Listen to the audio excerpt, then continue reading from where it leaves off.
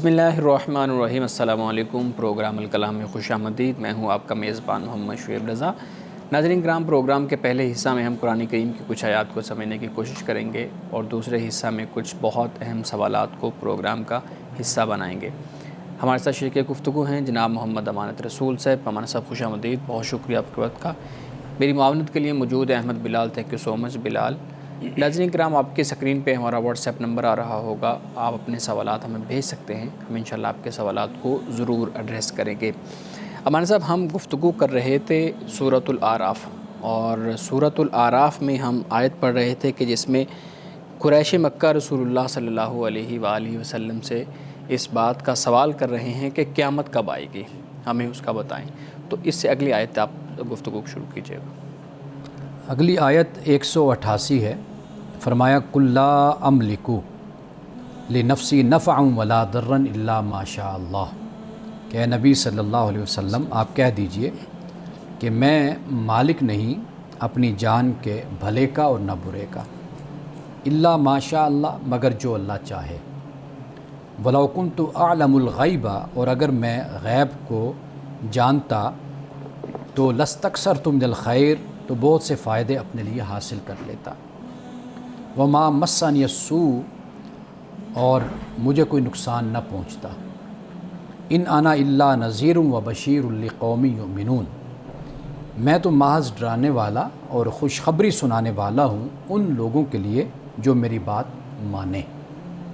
یہاں پہ اللہ سبحانہ و تعالیٰ نے رسول اللہ صلی اللہ علیہ وسلم سے یہ فرمایا کہ اے نبی آپ یہ کہہ دیجئے کہ میں نفع اور نقصان اس کا میں مالک نہیں ہوں، مگر جو اللہ تعالیٰ چاہتا ہے۔ یعنی کہ رسول اللہ صلی اللہ علیہ وسلم کا جو اصل فریضہ ہے وہ قرآن نے بیان کر دیا کہ آپ یہ کہیے کہ میں صرف اور صرف نذیر اور بشیر ہوں، ڈرانے والا اور خوشخبری دینے والا۔ لیکن آپ یہ دیکھیے کہ اس پر توجہ کرنے کے بجائے ہم نے دیگر مسائل کو ڈسکس کرنا شروع کر دیا۔ بالکل بالکل بالکل۔ میں اگر آپ مجھے اجازت دیں تو میں یہی آپ سے پوچھنا چاہ رہا تھا کہ یہ جو دیگر مسائل ہیں میں اس کو آپ کے سامنے رکھ بھی دیتا ہوں تاکہ ہمارے ناظرین کو بھی پتہ چل جائے۔ یہ علم غیب کا مسئلہ ہے کہ رسول اللہ صلی اللہ علیہ وسلم کو کتنا علم تھا، کتنا نہیں تھا، کن چیزوں کو آپ جانتے تھے، کن کو نہیں جانتے تھے۔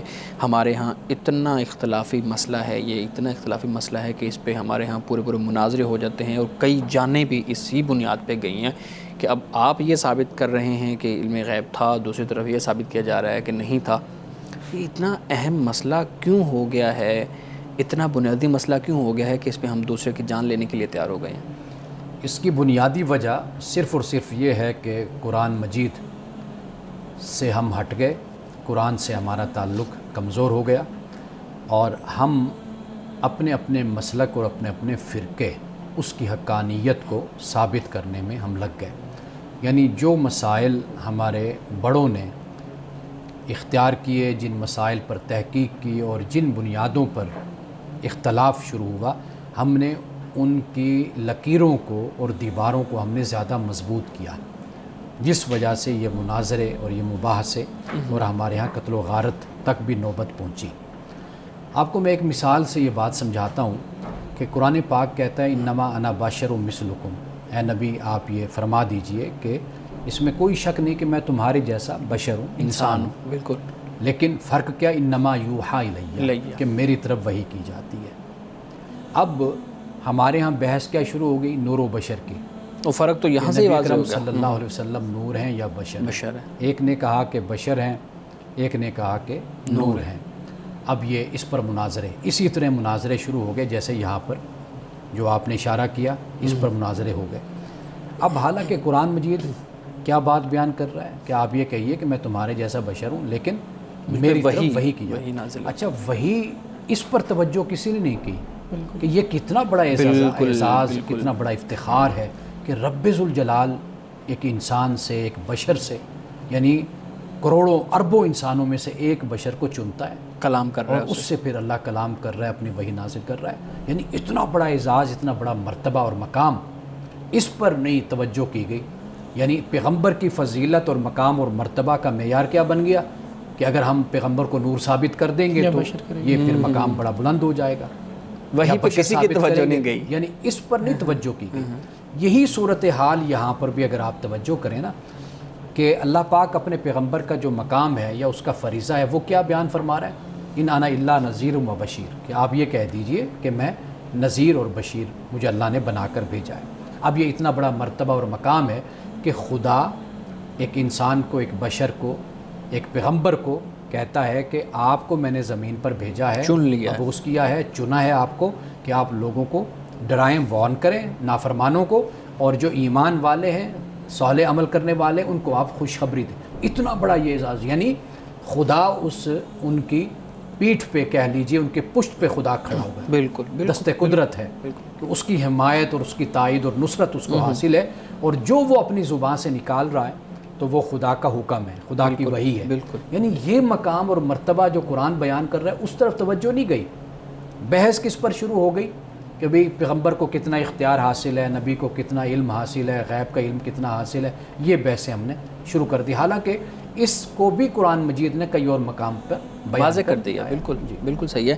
اچھا مولانا صاحب یہ بھی بتائیے گا کہ یہ جو چیز ہے کہ رسول اللہ صلی اللہ علیہ وآلہ وسلم کو، نبی علیہ السلام کو غیب تھا یا نہیں تھا، یہ بنیادی عقیدے میں بھی شامل کیا جاتا ہے. ہمارے ہاں اس کو ایک جو مذہبی جو گروہ ہے یا فرقہ آپ کہہ لیں، وہ اس کو شمار کرتے ہیں کہ یہ عقیدے کا بنیادی جز ہے، اور اگر آپ کو اس عقیدے پہ اعتبار نہیں ہے یا آپ اس کو اپنا عقیدہ نہیں سمجھتے، آپ کا بلیف اس طرح کا نہیں ہے، تو آپ کے عقیدے پہ بھی شک ہو سکتا ہے. تو آپ بتائیے گا کہ یہ بنیادی جز ہے عقیدے کا. دیکھیے، اللہ سبحانہ و تعالیٰ جسے نبوت اور رسالت کا منصب عطا فرماتا ہے تو اللہ عالم الغیب ہے، اور وہ غیب سے ہی بندے سے بات کر رہا ہے نا، وہی نازل کر رہا ہے. اب کسی اور پر تو وہی نہیں اتر رہی. اب جو خدا اپنے پیغمبر کو، اپنے نبی کو، اپنے رسول کو بتاتا ہے وہ غیب کی بات تو ہوتی ہے نا. بالکل. یعنی مثال کے طور پر آپ دیکھیے سورۃ آل عمران میں اللہ سبحانہ و تعالیٰ کہ جب حضرت مریم کے حوالے سے جو مسئلہ تھا، رسول اللہ صلی اللہ علیہ وسلم کو اللہ پاک فرماتا ہے کہ یہ ہم نے آپ کو غیب کی وحی کی، ہم نے آپ کو بتایا، یہ خبر ہم نے آپ کو دی. اس وقت آپ موجود نہیں تھے. حضرت یوسف علیہ السلام کے برادران کا واقعہ، تو وہاں پر بھی اللہ یہی کہتا ہے کہ نبی آپ اس وقت موجود نہیں تھے. تو یہ غیب کی خبر تھی نا کہ رسول اللہ صلی اللہ علیہ وسلم کی پیدائش سے سینکڑوں سال پہلے کی بات ہے. بالکل. لیکن اللہ نے اپنے پیغمبر کو بتایا، تو لہٰذا یہ غیب کی بات تو ہوگی نا، غیب کا علم ہو گیا جو اللہ سبحانہ و تعالیٰ نے اپنے پیغمبر کو عطا کیا. تو لہٰذا پیغمبر کی پشت پر خدا کی تائید ہوتی ہے، مدد اور نصرت ہوتی ہے، رب کا ہاتھ ہوتا ہے. تو جب موقع بنتا ہے اور جب وقت آتا ہے تو اللہ اپنے پیغمبر کو علم عطا کرتا ہے، بتاتا ہے، مستقبل کے بارے میں بھی بتاتا ہے، جو ماضی کا علم ہے اللہ وہ بھی اپنے پیغمبر کو بتاتا ہے. تو لہٰذا یہ ایسی کیا بحث ہے کہ جو ہم نے اپنے ہاں شروع کر دی اور اس کی بنیاد پر ہمارے ہاں فرقے بن گئے. یعنی قرآن مجید اس بات کو بیان کرتے ہیں. اللہ پاک نے یہاں تک فرمایا کہ فلا یظہر علی غیب احد الا من ارتضی من رسول، کہ اللہ سبحانہ و تعالیٰ اپنے رسولوں میں سے پھر جسے چاہتا ہے اللہ تعالیٰ پھر جو جسے چاہتا ہے پھر اس کو غیب کا علم دیتا ہے اپنے بندوں میں سے. تو یہ تو خدا کی مرضی ہے. اب جس پر وحی اتر رہی ہے تو خدا کیا جو وحی ہے تو وہ غیب کا علم نہیں ہوتا؟ دشمنوں کے بارے میں بتایا جا رہا ہے، کفار و مشرکین کے بارے میں بتایا جا رہا ہے، مستقبل کے بارے میں بتایا جا رہا ہے، یقین دلایا جا رہا ہے، رویا کے ذریعے سے بتایا جا رہا ہے. ماضی میں جو واقعات گزرے انبیاء اور رسل کے، وہ کہاں سے آئے؟ سب کے سب رسول اللہ صلی اللہ علیہ وسلم پر اللہ نے وحی نازل فرمائی اور وہ علم عطا کیا. تو لہٰذا یہ جو ہمارے ہاں بحث اس طرح کی شروع کر دی جاتی ہے، قرآن مجید سے اگر تمسک کیا جائے نا، قرآن سے تعلق قائم کیا جائے تو ان بحثوں کا کوئی وجود نہیں رہتا. یہ کب شروع ہوئی ابحاث ہمارے خاص طور پہ جنوبی ایشیا کہہ لیں یا سب کانٹیننٹ صرف کہہ لیں؟ یہ زیادہ تر ابحاث اس طرح کی اس خطے میں ہی ہمیں زیادہ تر ملتی ہیں اور مناظرے اور یہ چیزیں اس میں ملتی ہیں. کیا بنیادی وجہ تھی اور کیا بنیادی حالات تھے جن حالات کے اندر یہ ابحاث شروع ہوئیں؟ اور پھر یہ بھی بتائیے گا کہ بہت سے لوگ کہتے ہیں کہ یہ ابحاث شروع کروائی گئیں کسی تیسری قوت کی طرف سے، آپ کا اس پہ کیا رائے ہے؟ دیکھیے، ہمارے ہاں ایک کتاب جو ادارے نے شائع کی ہے، اس کتاب میں بڑی تفصیل کے ساتھ مذہبی شناختوں کے حوالے سے جو کتاب ہم نے شائع کی ہے، اس میں اس پر بڑی تفصیل سے گفتگو کی گئی ہے۔ سمپل اور سادہ بات یہ ہے کہ یہ انگریز کے آنے کے بعد کہا جاتا ہے کہ یہ وہی زمانہ تھا کہ جب مسلمانوں کو زوال کا سامنا کرنا پڑا، مغلیہ حکومت کا زوال ہوا، اور پھر ان کے آخری دور میں جب انگریز کا یہاں پر تسلط قائم ہوا تو یہاں پر یہ ابحاث شروع ہوئی۔ ٹھیک ہے۔ اس میں بہت سی وجوہات ہیں، بہت سے اسباب ہیں۔ ایک سب سے بڑا جو کنسرن تھا علماء کا وہ یہ تھا کہ مسلمان اپنی مذہبی شناخت کو کھوتے چلے جا رہے تھے، ٹھیک ہے، وہ گم ہوتی چلی جا رہی تھی۔ وہ مذہبی شناخت کیا تھی؟ وہ یہ تھی کہ اسلام اور اسلام سے متعلقہ جو ہماری روایات ہیں، ہماری رسوم ہیں، ہمارے رواج ہیں، ان پر جو اثرات تھے وہ ہندو مذہب کے ظاہر ہونا شروع ہو گئے تھے۔ عمل بھی کم ہو گیا تھا اور اثرات بھی زیادہ، اثرات رسوم و رواج پر وہ اثرات آج بھی آپ کو نظر آئیں گے۔ یا پھر یہ صورت تھی کہ اب ہندوؤں کے بعد جب مسلمان مغلوب ہو گئے، اب یہ صورت سامنے آ گئی کہ اب انگریز بھی آ گیا، تو لہٰذا اور زیادہ خطرہ مسلمانوں کو لاحق ہو گیا۔ تو وہاں سے پھر یہ ابحاث شروع ہوئی، یعنی سید اسماعیل کی طرف سے یہ شروع ہوئی، پھر اس کے مقابلے میں پھر علامہ فضل حق خیر آبادی، پھر اس کے بعد جیسے معاملہ چلتا آیا، پھر مولانا احمد رضا خان بریلوی، مولانا اشرف علی تھانوی، پھر مولانا قاسم نانوتوی، رشید احمد گنگوہی اور دیگر علماء مختلف مسالک کے، یہ پھر ان میں جو اختلاف پیدا ہوا اس کی جو بنیادی وجہ ہے جو سمجھ آتی ہے وہ یہی ہے۔ کیوں؟ اس لیے کہ مغلیہ دور ختم ہوا، انگریز کا دور شروع ہوا۔ اب جو پرابلم سامنے آ رہی تھی وہ یہ تھی کہ مسلمان کہیں ایسا نہ ہو کہ جو اپنی شناخت ہے اس کو نہ کھوتے چلے جائیں۔ تو اس ضد میں یہ جو مسائل ہیں، اس اختلاف میں یہ مسائل پھر اجاگر ہوئے اور یہ مسائل ہمارے سامنے آئے۔ ان ابحاث پہ جو جنوبی ایشیا میں بر صغیر میں یہ شروع ہوئیں اور اس کا پس منظر کیا تھا، آپ اس پہ بات کر رہے تھے۔ اسی آیت میں ایک اور مسئلہ بھی ہے، مجھے لگتا ہے کہ یہ آیت اگر ہم پڑھیں نا تو یہ ہمارے بہت سے مسائل جو سب کانٹیننٹ کے اندر ہیں وہ انہی مسائل سے متعلق ہیں۔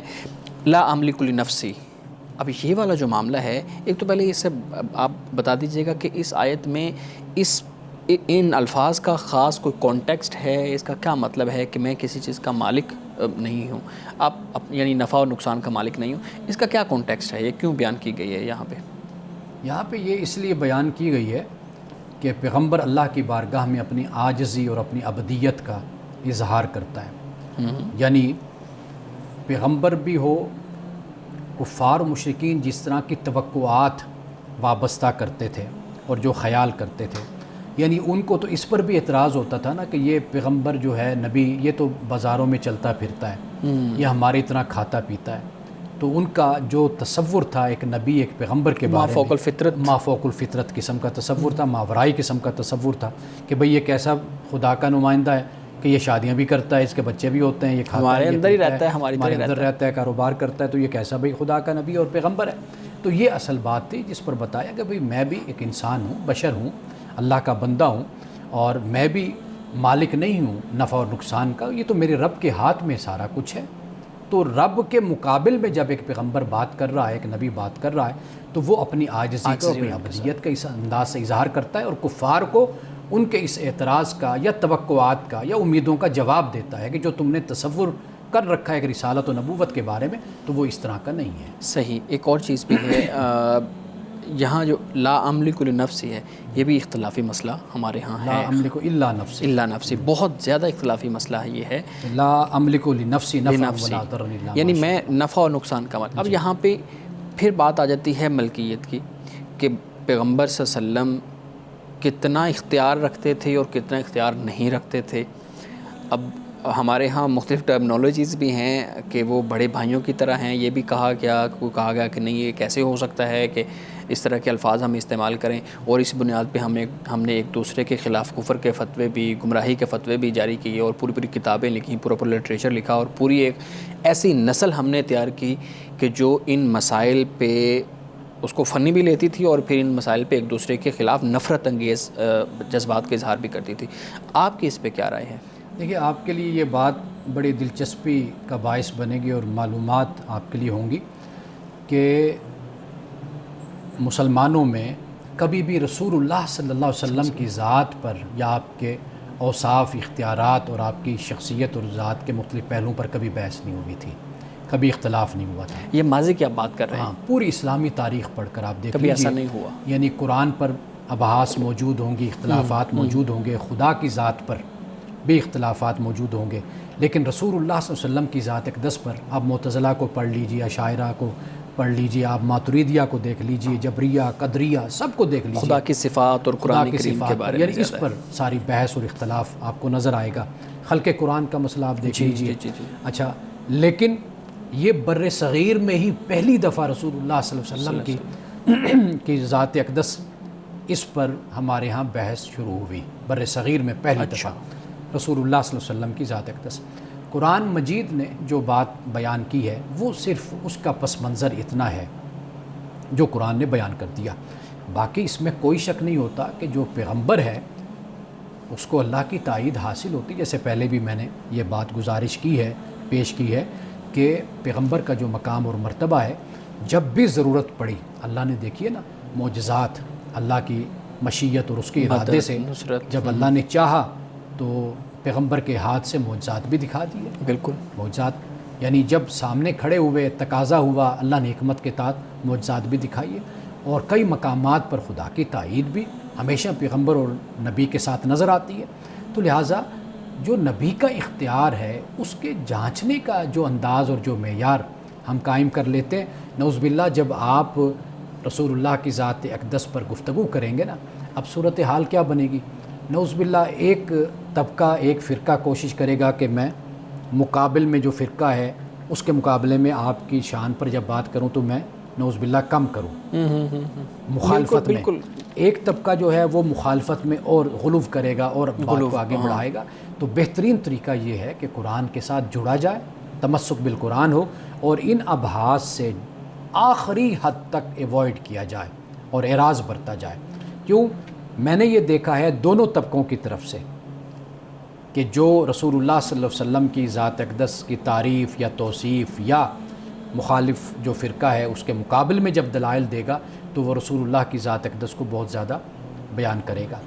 دوسری طرف جب ہم دیکھتے ہیں تو وہ بالکل آپ کی شان کو نعوذ باللہ گھٹانے کی، اس کے مقابلے میں مخالفت میں ایسی حرکت کرتا ہے۔ تو میرا خیال ہے کہ آپ علیہ الصلوۃ والتسلیم کی ذات اقدس پر خاموشی اختیار کرنی چاہیے۔ جو اللہ نے آپ کو مقام و مرتبہ دیا، قرآن پاک نے اس کو بیان کر دیا، قرآن پر ہمارا ایمان ہونا چاہیے۔ بس ایک سوال یہ ہے کہ جیسے آپ نے بتایا کہ ہمیں رسول اللہ صلی اللہ تعالیٰ علیہ وسلم کی ذات پر خاموشی اختیار کرنی چاہیے، جو فرقہ یہ کہتا ہے کہ آپ علیہ الصلوۃ والسلام بشر ہیں، کیا اس سے مراد ہم یہ لے سکتے ہیں کہ وہ آپ علیہ الصلوۃ والسلام کی جو ذات اقدس ہے اس میں کوئی گستاخی کر رہے ہیں یا اس کو کم تر ثابت کرنے کی کوشش کر رہے ہیں؟ یعنی اس کو گستاخی کے ساتھ جو جوڑ دیتے ہیں۔ ہم تو کہتے ہیں نا یعنی جو لوگ نور کہتے ہیں وہ کہتے ہیں کہ گستاخی یا یہ ٹھیک نہیں ہے، یہ لوگ گستاخ ہیں، لیکن اٹ سیلف دیکھا جائے تو کیا وہ ذات اقدس کو کم کرنے کی کوشش واقعی میں کرتے ہیں، یا وہ بشر اس لیے کہتے ہیں کہ وہ حقیقت بتانا چاہتے ہیں لوگوں کو اپنی طرف سے جو ان کی تحقیق ہے؟ دیکھیے نعوذ باللہ من ذالک، اصل جو بات ہے نا، جب بھی آپ مخالفت میں آئیں گے نا، فرقہ واریت میں آئیں گے جی، تو وہاں پر پھر اپنا جو قائم کردہ نظریہ اور عقیدہ ہوتا ہے، پھر اس کو سچ ثابت کرنے کے لیے، حق ثابت کرنے کے لیے، پھر انسان کئی دفعہ غیر ارادی طور پر بھی ایسے جملے اور ایسی باتیں اپنے منہ سے نکال جاتا ہے کہ اگر وہ شاید بعد میں ان کو سنیں تو اس کو ان پر شرمندگی ہو۔ آپ مناظرے اٹھا کر دیکھ لیجئے، جب دو فرقوں کے آپس میں مناظرے ہوتے ہیں، اب وہ ویڈیوز موجود ہیں، وہ کیا کچھ بول جاتے ہیں، کیا کچھ وہ کہہ جاتے ہیں۔ تو وہاں جب ایک انسان اپنے ہوش مندی کے ساتھ بیٹھ کر سنتا ہے تو وہ کانوں کو ہاتھ لگاتا ہے کہ بھئی اس طرح کی گفتگو سے پرہیز ہی بہتر ہے۔ باقی بات یہ نہیں ہوتی، نعوذ باللہ ہم سب مسلمان ہیں، کوئی بھی کسی فرقے کا ہے، کسی مسلک کا ہے، وہ سارے مسلمان ہیں، رسول اللہ صلی اللہ علیہ وسلم کی ذات اقدس سے محبت کرتے ہیں، آپ کی ذات سے سارے عقیدت رکھتے ہیں، اس میں کوئی شک نہیں ہے۔ لیکن جو اصل جو مسئلہ ہمارے سامنے ہے نا، وہ یہ ہے کہ جب ہم فرقہ وارانہ سوچ میں ڈھلتے ہیں نا، تو پھر اپنے فرقے کو سچا ثابت کرنے کے لیے ہم سے جو ہو سکتا ہے پھر ہم وہ دلائل پیش کرنے کی کوشش کرتے ہیں۔ تو کیا ہمیں تحقیق نہیں کرنی چاہیے کہ صحابہ کرام میں سے کون افضل تھا؟ حضرت علی افضل ہیں، ابوبکر افضل ہیں، یا پھر فلاں شخص نبی تھا یا ایک عام شخص تھا؟ یعنی اس طرح کی ریسرچ ہونی چاہیے یا ان سے ہمیں اوائڈ کرنا چاہیے؟ ان تمام مسائل سے ایوائڈ کرنا چاہیے، ہمیں اعراض برتنا چاہیے، اس لیے کہ قرآن مجید واضح طور پر یہ بیان کرتا ہے کہ یہ ایک امت تھی، جماعت تھی جو چلی گئی، لہا ما کسبت ولکم ما کسبتم، جو انہوں نے کیا وہ ان کے ساتھ ہے، جو تم کرو گے وہ تمہارے ساتھ ہے، ولا تسألون عما کانوا یعملون، اور ان کے بارے میں جو وہ کرتے تھے تم سے سوال نہیں کیا جائے گا۔ تو لہٰذا یہ جو رویہ ہمارے ہاں اختیار کیا جاتا ہے یہ کبھی بھی نتیجہ خیز نہیں ہوا، اس کا کبھی کوئی نتیجہ آپ کے سامنے نہیں آیا سوائے انتشار کے، افتراق کے، فرقہ واریت کے اور مخالفت کے۔ آیت سے متعلق آخری سوال، اس کے بعد پھر بلال صاحب کے پاس متورک سوالات ہیں، ہم اس کی طرف آتے ہیں۔ الا ماشاء اللہ کا لفظ اس میں ہے۔ ہمارے ہاں ماشاء اللہ پڑھنا تو ایک اچھی بات ہے، لوگ پڑھتے بھی ہیں، چیزوں کو دیکھ کے تعریف بھی کرتے ہیں، لیکن ایک اور بھی چیز ہے، گاڑی کے اندر لٹکایا ہوتا ہے، نیا مکان بن رہا ہے تو اس کے اوپر بلیک کلر کا ماشاء اللہ لکھ کے لگایا ہوتا ہے، اسی طریقے سے کوئی بلڈنگ بن رہی ہے تو اس کے اوپر لگایا ہوتا ہے۔ اب یہ صورتحال کہاں سے ہمارے اندر آئی اور اس کا کوئی فائدہ ہوتا ہے؟ اس کا کوئی فائدہ نہیں ہے۔ اگر حرام مال سے کمایا ہوا پیسہ اور اس سے بنائے ہوئے گھر اور اس سے خریدی ہوئی گاڑیاں اور اس کے ذریعے سے سارا کام جتنا بھی ہے اس کا کوئی فائدہ نہیں ہے۔ بے شک آپ ماشاء اللہ لکھوا لیں یا آپ اور اس طرح ھذا من فضل ربی لکھوا لیں تو اس کا کوئی فائدہ نہیں ہے۔ خدا کی بارگاہ میں آپ نے جو زیادتی کی ہے، جو ظلم کیا ہے، جو آپ نے حرام کمایا ہے، آپ ضرور اللہ کی بارگاہ میں اس کے جواب دہ ہوں گے۔ اچھا، ایک اور بھی بڑی مزے کی چیز میرے ذہن میں فوراً آئی تو میں پوچھ لوں۔ لوگوں نے ھذا من فضل ربی یا ماشاء اللہ لگایا ہوتا ہے اور اس کے اوپر ایک اور وہ سٹوری بنائی ہوتی ہے، دوسری منزل بنائی ہوتی ہے، تو بہت سے لوگ یہ کہتے ہیں جی یہ کیا آپ نے وہ شروع کر دیا ہے، یہ تو بڑا گستاخانہ ایک معاملہ ہے اور آپ نے آیت کے اوپر آپ چل رہے ہیں، نیچے آیت ہے آپ اوپر چل رہے ہیں، تو اس کی بھی کوئی حیثیت ہے؟ اس طرح کے توہمات میں نہیں پڑھنا چاہیے۔ اگر آپ ان چیزوں میں پڑ جائیں گے تو آپ کی زندگی اجیرن ہو جائے گی۔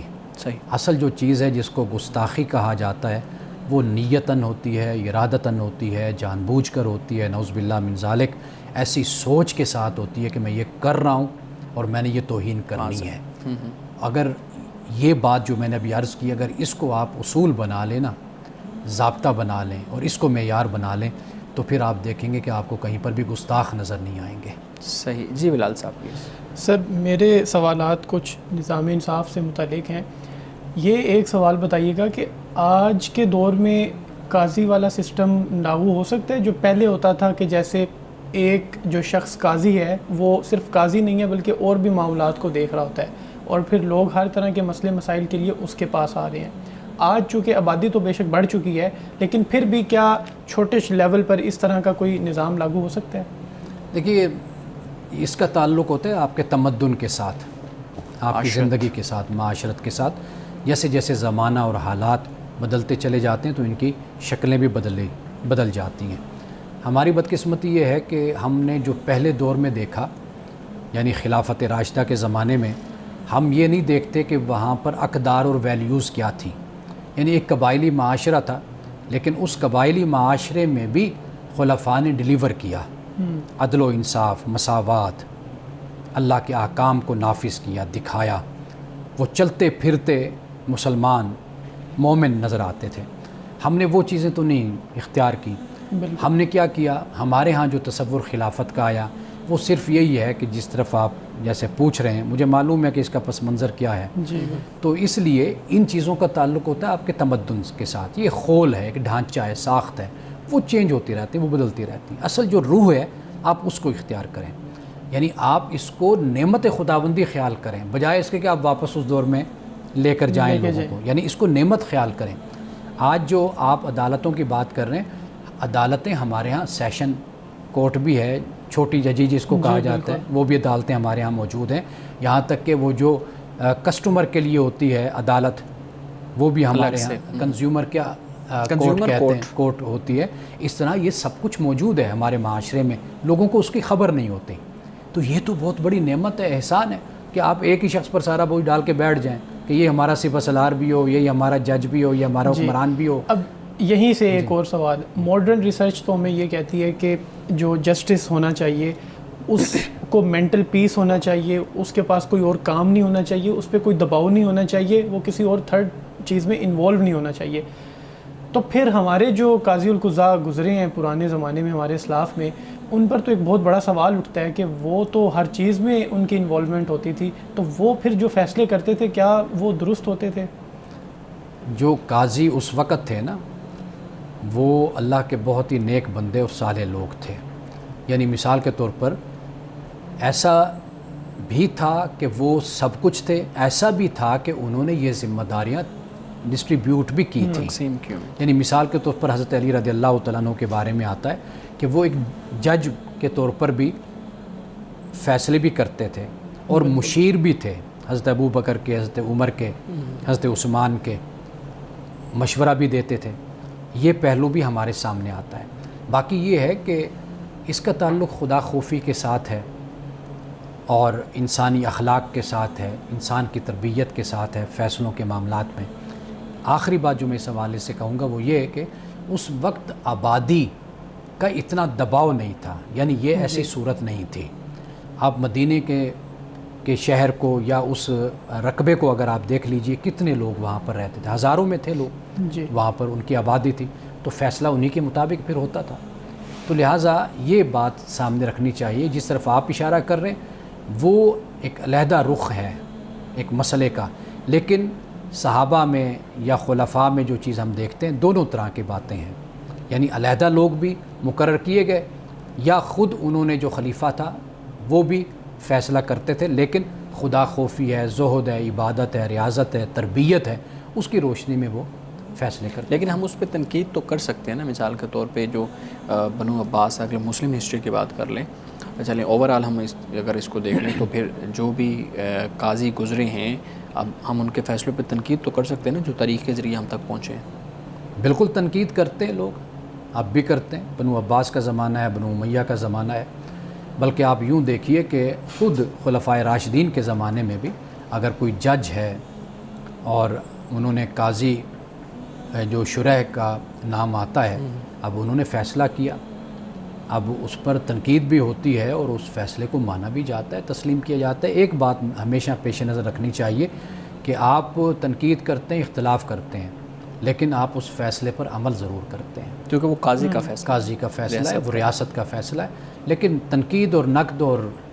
اختلاف ہے، یہ تو چلتا رہتا ہے، یہ علمی دنیا کا حصہ ہے. صحیح. زندگی میں اگر والدین جو ان کا ایک مال ہے جس کو بعد میں ہم جائیداد کہہ سکتے ہیں، وہ اگر تقسیم کر دیں اور ان کی غیر منصفانہ تقسیم ہو بچوں میں کہ کسی کو زیادہ دے دیا کسی کو کم دے دیا، اب جب وہ فوت ہو جائیں والدین تو اب تو وہ ترکہ بن گیا ہے، یعنی وہ اب آگے جائیداد منتقل ہوئی. اب اس صورت میں اگر کوئی بچہ یہ چاہتا ہے کہ وہ دوبارہ نظام انصاف کا دروازہ کھٹکھٹائے اور دیکھے کہ اس بہن کو اس بھائی کو والد نے زیادہ کیوں دیا تھا، اب مجھے برابر ملنا چاہیے، تو کیا اس کے پاس یہ اختیار ہے کہ وہ جا کے قاضی کو کہے کہ مجھے برابر اس طرح تقسیم کر دیں جس طریقے سے ہونا چاہیے؟ باپ کا مال ہے، باپ مالک ہے، باپ کی ملکیت ہے، وہ اس کا احسان ہے کہ وہ اپنی اولاد پر خرچ کرے، اولاد کو دے، اور خاص طور پر وہ اولاد کہ جو اب بڑی ہے، عاقل ہے، بالغ ہے، شادی شدہ ہے، بچے ہیں، سب کچھ ہے ان کا. اب وہ باپ کی پسند ہے، اگر وہ اپنی اولاد کو کم اور زیادہ دیتا ہے اس کو پورا اختیار اس کا حاصل ہے. وہ کیوں دیتا ہے وہ اس کی مرضی ہے. ممکن ہے کہ اس میں کوئی حکمت ہو. مثال کے طور پر بڑا بیٹا ہوتا ہے، باپ کی خدمت میں اپنے آپ کو لگا دیتا ہے، ہر وقت مصروف رہتا ہے. چھوٹے بچوں کو سہولت مل جاتی ہے کہ وہ پڑھتے ہیں، تعلیم حاصل کرتے ہیں، باہر چلے جاتے ہیں، یہاں پر کماتے ہیں، ان پر بوجھ کوئی نہیں ہوتا. بڑے بیٹے پر بوجھ ہوتا ہے. اب وہ یہ دیکھتا ہے باپ کہ یہ بڑا بیٹا ہے، وہ کہتا ہے کہ اس کو میں زیادہ دوں گا کیونکہ اس نے خدمت کی ہے، یہ اس طریقے سے کاروبار نہیں کر سکا، ترقی نہیں کر سکا جس طرح دوسروں نے ترقی کر لی. اب یہ عین انصاف، عین عدل ہے، اس میں کوئی ظلم کی بات نہیں ہے. ٹھیک ہے نا جی. پہلی بات ذہن میں یہ رکھنی چاہیے کہ باپ کا مال ہے، وہ اپنی زندگی میں جو بانٹتا ہے وہ ہدیہ ہے، تحفہ ہے، وہ اولاد کو دے دیتا ہے.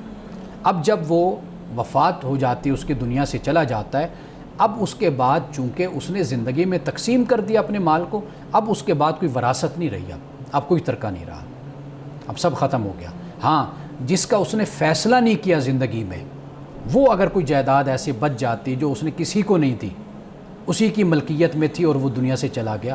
اب اس کی تقسیم کی جائے گی جو شریعت نے طریقہ بتایا. ہمارے ہاں تو پوتے پوتیاں اس بات پہ پھر بعد میں اپنے دادا کو برا بھی کہتے ہیں کہ لو جی ہمارا دادا ناانصافی کر کے گیا ہے کہ وہ چچا کے بیٹے ہیں ان کے پاس بہت مال ہے اور تایا جی کے بیٹے ہیں ان کے پاس. مثال کے طور پر اس کی چھوٹی مثالیں لیتے ہیں. ایک زمین ہے جو سڑک کے روڈ کے ساتھ ہے اور دوسری زمین ہے جو اس کے پیچھے ہے. اب وہ تقسیم اس طرح سے ہوئی ہے, اس ٹائم پہ شاید وہ اتنا پراپرٹی کا معاملہ نہ ہو, اور اب پراپرٹی کا معاملہ آ گیا تو اب وہ جو پوتے پوتی ہیں وہ اس بات پہ اعتراض کر رہے ہیں جی دادا جی نے ہمارے ساتھ ناانصافی کی ہے, وہ برے الفاظ میں اس کو یاد کر رہے ہیں. تو اب پھر اس صورت دیکھیے اگر خدا نہ خواستہ اگر دادا نے زیادتی کی ہے, جان بوجھ کر کوئی ایسا مسئلہ انصاف سے ہٹ کر کوئی کیا, وہ خدا کے ہاں اس کا جواب دے گا. لیکن قانونی طور پر جو دادا ہے وہ مالک ہے, اس کی ملکیت ہے, وہ چاہے بچوں کو دے دے چاہے اٹھا کر کسی یتیم خانے کو دے دے, اس کا جب تک وہ زندہ وہ مالک ہے, پر وہ مالک ہے, وہ جدھر چاہے دے. بلکہ میں تو ایک جگہ یہ پڑھ رہا تھا کہ اولاد کو بھی کوئی حق نہیں پہنچتا کہ وہ باپ سے کوئی زبردستی تقاضا کرے. عاقل بالغ اور انڈیپینڈنٹ اولاد ہے وہ یہ تقاضا کرے باپ سے کہ جی مجھے آپ دے دیں یہ سارا کچھ. وہ مالک ہے, وہ مرضی کرے جو کرے, وہ نہیں دیتا نہ دے, دیتا ہے تو اچھی بات ہے, اس کا احسان ہے, نیکی ہے اس کی. تو لہٰذا اس کی دنیا سے جانے کے بعد جو اس نے ہدیہ دے دیا, تقسیم کر دیا, بچوں کو تحفتاً دے دیا, اس پر اب کوئی بعد میں کلیم نہیں کر سکتا کہ جی اس کو دوبارہ شروع کیا جائے اور تقسیم کیا جائے. صحیح جی بلا سر, آج کا جو ہمارا عدالتی نظام ہے, جس طرح جج کے اوپر پریشر ہوتا ہے بہت زیادہ, آپ کیا سمجھتے ہیں ایک جج کی آئیڈیل لائف کیا ہونی چاہیے, اس میں کون سی خصوصیات ہونی چاہیے, وہ اپنی زندگی کو کیسے گزارے کہ دونوں جو اس کے پاس فریقین آتے ہیں وہ ان کے درمیان صحیح فیصلہ کر سکے؟ بس دعا کیا کریں اللہ تعالی ہمیں اچھے جج اچھے قاضی ہمیں عطا فرمائے. پاکستان کو کسی دور میں بہت اعلیٰ قسم کے جسٹس اور جج میسر تھے, بڑے پروفیشنل قسم کے لوگ تھے. میرے ایک عزیز ہیں, شاگرد ہیں, ان کے غالباً دادا کے بھائی جج تھے. ان کے بارے میں یہ مجھے انہوں نے بتایا کہ جب وہ جج بنے, چیف جسٹس تھے یا جسٹس تھے ہائی کورٹ کے یا سپریم کورٹ کے, وہ پارٹیوں میں نہیں جاتے تھے. یعنی افسران بالا کی پارٹیز ہوں یا حکومت کی دعوتیں ہوں یا اس طرح کے فنکشن ہوں, وہ کہتے تھے میں نہیں جاؤں گا. شادی وغیرہ, شادی یا اس طرح وہ کہتے تھے کہ بھئی لوگ سفارشیں بھی کرواتے ہیں اور پھر جب وہاں پر جاتے ہیں تو آپس میں تعلقات اوبویسلی بنتے ہیں, تو اس بنیاد پر پھر لوگ توقعات وابستہ کر لیتے ہیں. وہ کہتے ہیں میں نہیں جاتا. یہ ہوتا ہے پروفیشنلزم. بالکل. تو لہٰذا جو آپ بات کر رہے ہیں ایک ہے اقدار اور ویلیوز, یہ ایک بحثیت انسان کے ہے. کچھ چیزیں ایسی ہوتی ہیں جو بحثیت ایک انسان جو جس پروفیشن میں ہوتا ہے اس حیثیت سے ہوتی ہیں, اس کے بھی اپنے کچھ ایٹیکیٹس آپ کہہ لیجیے, کچھ مینرز ہوتے ہیں, آداب ہوتے ہیں, اس کو بجا لانا بھی ضروری ہوتا ہے. یہ استاد کے لیے بھی ہوتے ہیں, یہ ڈاکٹرز کے لیے بھی ہوتے ہیں, یہ اسی طرح جج کے لیے بھی ہوتے ہیں. آپ کوئی بھی شعبہ چنتے ہیں, میں ہمیشہ ایک بات کہتا ہوں کہ آپ ہمیشہ اس کے تقاضوں کو ضرور سمجھیں. مثال کے طور پر میں نے اگر دین کو, مذہب کو, علم کو اپنا اوڑھنا بچھونا بنایا تو میں نے پہلے دن سے اپنے پوری بصیرت کے ساتھ یہ میں نے طے کیا کہ یہ وہ کام ہے کہ جو مجھے تندہی کے ساتھ, محنت کے ساتھ, اخلاص کے ساتھ اور بغیر کسی توقعات کے مجھے یہ کام کرنا ہے. معاشرہ مجھے کیا دیتا ہے کیا نہیں دیتا مجھے یہ نہیں دیکھنا, مجھے لوگوں تک علم کی بات لوگوں تک پہنچانی.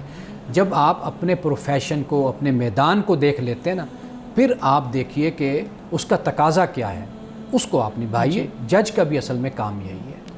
مولانا صاحب آج کی حدیث مبارکہ بیان کیجیے گا. ناظرین کرام, آج کی حدیث بہت ہی خوبصورت ہے آپ کے لیے اور میرے لیے, اس میں بڑا سبق ہے. رسول اللہ صلی اللہ علیہ وسلم نے فرمایا تبسمک فی وجہ اخیک لک صدقۃ, فرمایا تمہارا اپنے بھائی کے سامنے مسکرانا, فرمایا یہ تمہارے لیے صدقہ ہے. یعنی اس کا بھی ثواب اور اجر ہے اگر تم اپنے بھائی کو دیکھ کر مسکراتے ہو. ایک حدیث میں غالباً یہ بھی آتا ہے کہ تم اپنے بھائی کے چہرے پر مسکراہٹ لانے کی وجہ بنتے ہو, تمہاری وجہ سے وہ تمہارا بھائی خوش ہوتا ہے, مسکراتا ہے, تو فرمایا یہ بھی تمہارے لیے صدقہ ہے. مولانا صاحب بہت شکریہ آپ کے وقت کا, آپ کی مدلل گفتگو کا. تھینک یو سو مچ بلال کے سوالات کا. ناظرین گرامی, اس دعا کے ساتھ اپنے پروگرام کا اختتام کریں گے. اللہ رب العزت حسن کلام اور تاثیر کلام عطا فرمائے, ہماری زبان کے گروں کو کھول دے اور سننے والوں تک خیر کا پیغام پہنچے. اجازت دیجیے, खुदा हाफिज़।